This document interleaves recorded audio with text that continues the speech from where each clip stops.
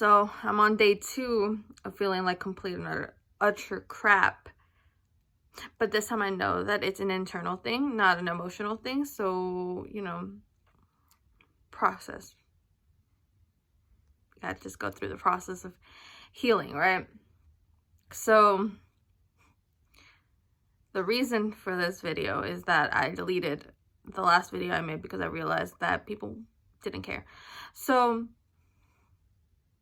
to summarize everything that happened in that last video, and then something that happened recently. So I think it was probably Saturday morning, like Friday night to Saturday morning, I had this dream. Simple little dream. Not far from the ordinary. I wasn't flying. I wasn't crowned or anything like that. It was just simple. Hand holding, walking down the streets, cold streets, twinkling lights, and just being enveloped in this aura of love that the only time I've ever close to witnessed was when I read about it in fan fictions or when I write about it, more specifically about 2 people, but it was pure and it was not beyond the reach of reality. And it warmed my soul so much that even on Sunday when I started feeling like sick, it didn't matter to me because my heart was still so stuck on that feeling. And I wanted to recreate it so much. I went to sleep every night afterwards, hoping that I could see a continuation of this dream because it was so simple, so pure. There was nothing, there was no kissing, it was an asexual dream come true because it had nothing beyond just hand holding and basking in each other's presence. And there was a moment of vulnerability too. Not from me. Heaven knows that I'm sure that that person wouldn't want me to be more vulnerable than I already am.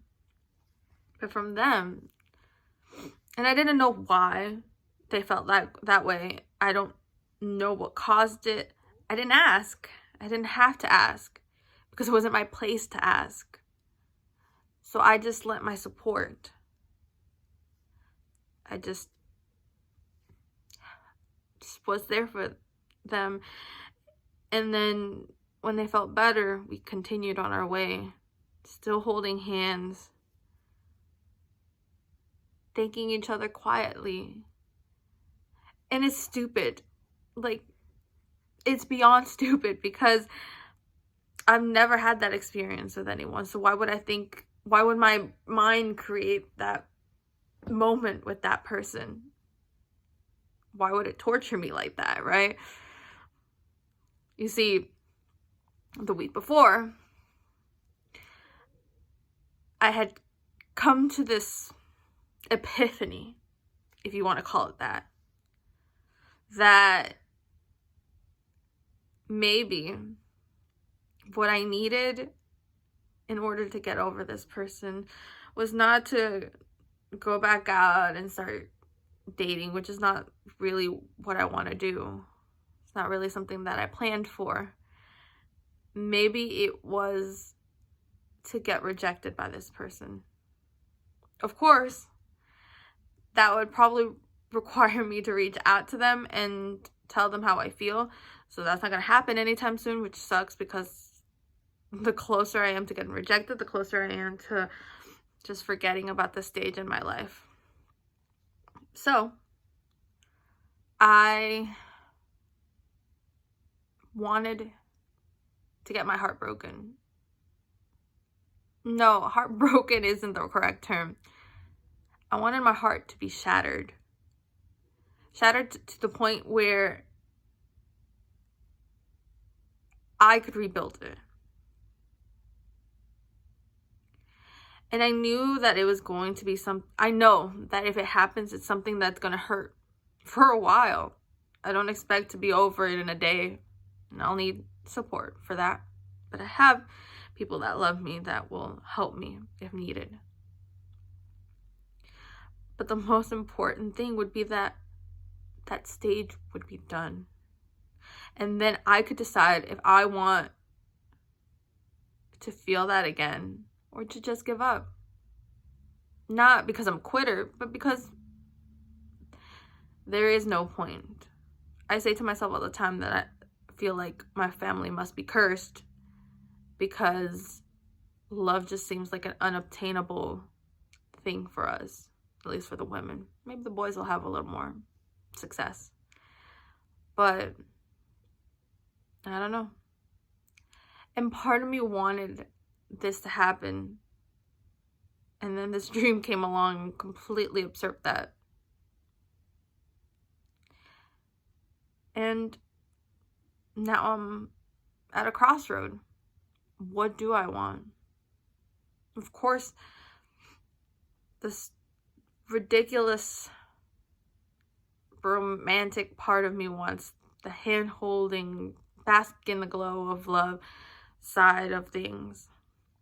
But the realistic side of me wants heart shattered, rebuild, quit being a victim, and grow up. But who knows what's going to come out? See, I've been hurt. Not by guys, but in general. I've been hurt so much that the concept of reaching out and knowing that I'm going to get hurt scares me. And I'm not strong enough right now, honestly, because I'm sick. But I'm not to the point where I want to be in order to start that confrontation. Mostly because I'm not a confrontational person. And I know that they aren't a confrontational person. But I'm begging. I've prayed and I've whimpered and, I don't know. I've succumbed to being almost pitiful in my request for this person to take pity on my pathetic self and just tell me the same way that they told other people that it was never going to happen. It never will happen. So that I can just restart my life, my heart, my brain, my writing. It's pathetic how it's all tied into this one strand. But the minute that that strand is gone, everything else will unravel. And maybe I'll be able to grow. So I've wasted 9 minutes of your time with this video that no one will watch, or no one will care, or no one will comment, or no one will do anything with. But it's out there in the world, and I feel better. And I've expressed it in the best way that I can. So, peace out.